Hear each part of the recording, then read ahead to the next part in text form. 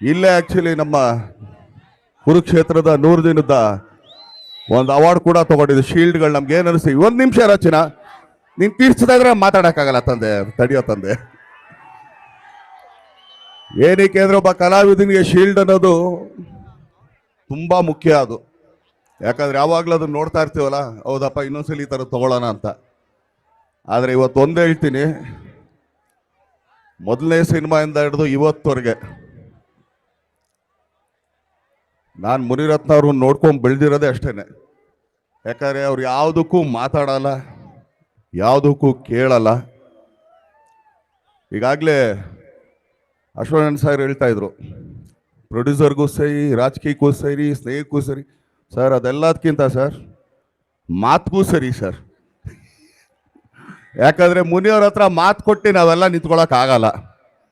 ಅವ್ರು ನಾವು ಏನೇ ಕೇಳಿದ್ರು ಅದಕ್ಕೊಂದು ಪಾಯಿಂಟ್ ಹಾಕಿರ್ತಾರಲ್ಲಿ. ಹೌದಲ್ಲಪ್ಪ ಏನಕ್ಕಪ್ಪ ಇದು ಅಂತ ಅಂದ್ಬಿಟ್ಟು. ಸೊ ಆ ಥರ ನಾನು ತುಂಬ ಜನ ನಿರ್ಮಾಪಕರು ನೋಡಿದ್ದೀನಿ.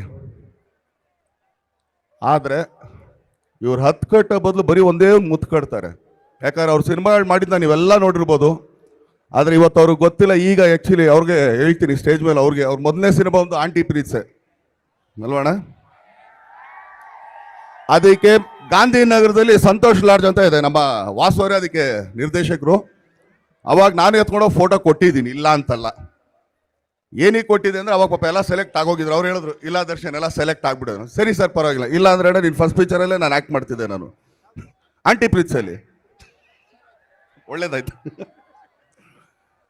ಅಲ್ಲಿಂದ ನೀವು ತಗೊಂಡ್ರೆ ನೋಡ್ರಿ, ಈಗ ಉಪೇಂದ್ರ ಸರ್ದು ರಕ್ತ ಕಣ್ಣೀರು ಆಗ್ಬೋದು, ಅನಾಥರ ಆಗ್ಬೋದು, ಎಷ್ಟು ಸಿನಿಮಾಗಳು. ಆದರೆ ಎಲ್ಲನೂ ತುಂಬ ಪ್ಯಾಷನೇಟಾಗೇ ಮಾಡಿದ್ದು.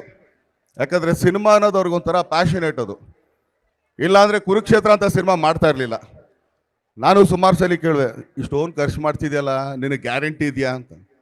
ಸಿನಿಮಾ ದೊಡ್ಡದು ಅಂತ. ಈಗ ಅವ್ರು ಹೇಳಿದ್ರು ರಾಜಕೀಯ ಅಂತ.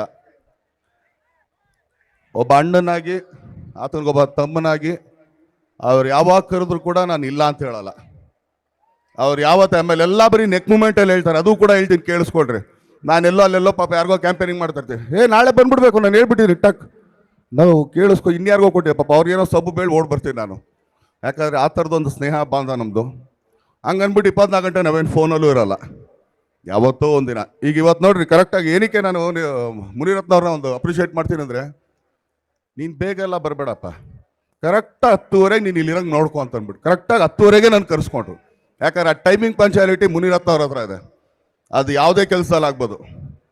ದರ್ಶನ್ ನನಗೆ 1ನೇ ತಾರೀಕಿಂದ 10ನೇ ತಾರೀಕು ಡೇಟ್ಸ್ ಕೊಡಂದ್ರೆ 11ನೇ ತಾರೀಕು, ಎಷ್ಟೋ ಜನ 15ನೇ ತಾರೀಕು ಕೇಳ್ಕೊಂಡಿದ್ದಾರೆ, ಇಲ್ಲ ಕೆಲಸ ಮುಗ್ದಿಲ್ಲ ಅಂತ. 1ನೇ ತಾರೀಕಿಂದ 10ನೇ ತಾರೀಕು ಕೇಳ್ಕೊಂಡಿದ್ದೀನಿ, ಅಷ್ಟರಲ್ಲಿ ದರ್ಶನ್ ಕೆಲಸ ಮುಗಿಸ್ಬೇಕು. ಶಿವರಾತ್ರಿ ಇಲ್ಲಿಗೆ ಬಂದಾಗೆಲ್ಲ ಕೇಳ್ಕೊಳ್ಳೋದು, ಸಮ್ಮರ್ ಸ್ಟಾರ್ಟ್ ಆಯಿತು, ದಯಮಾಡಿ ಏನಿಡ್ಬೇಕಪ್ಪ, ಮನೆ ಮುಂದೆ ಮನೆ ಮೇಲೆ ದಯಮಾಡಿ ನೀರಿಡಿ. ಯಾಕಂದರೆ ಪ್ರಾಣಿ ಪಕ್ಷಿಗಳು ಈಗಲೇ ಆ್ಯಕ್ಚುಲಿ ನೀರಿಲ್ಲ. ನಾವಾದರೂ ಸ್ವಲ್ಪ ನೀರು ಕುಡಿ ಅಂತ ಕೇಳ್ಕೊಬೋದು. ಪಾಪ ಕೇಳ್ಕೊಳ್ಳೋದು ದಯಮಾಡಿ ಇದೊಂದು ಮಾಡಿ. ಹಾಗೇನೆಲ್ಲ ಪಿಳ್ಳೆಗಳೆಲ್ಲ ಇದ್ರ ಎಕ್ಸಾಮ್ ಬರ್ತಾ ಇದೆ, ಚೆನ್ನಾಗಿ ಓದಿ. ಏನೇ ಹೆಚ್ಚು ಕಮ್ಮಿ ಆದರೂ ತಲೆ ಕೆಡಿಸ್ಕೋಬೇಡ್ರಿ. ಲೈಫಲ್ಲಿ ಇದಕ್ಕಿಂತ ದೊಡ್ಡ ಎಕ್ಸಾಮ್ ಇದೆ, ಅದ್ರ ಮುಂದೆ ತುಂಬ ಚಿಕ್ಕ ಎಕ್ಸಾಮು. ದಯಮಾಡಿ ಆರಾಮಾಗಿ ಓದಿ, ಎಂಜಾಯ್ ಮಾಡ್ಕೊಡೋದು, ಎಲ್ಲರೂ ಒಳ್ಳೇದಾಗಿ.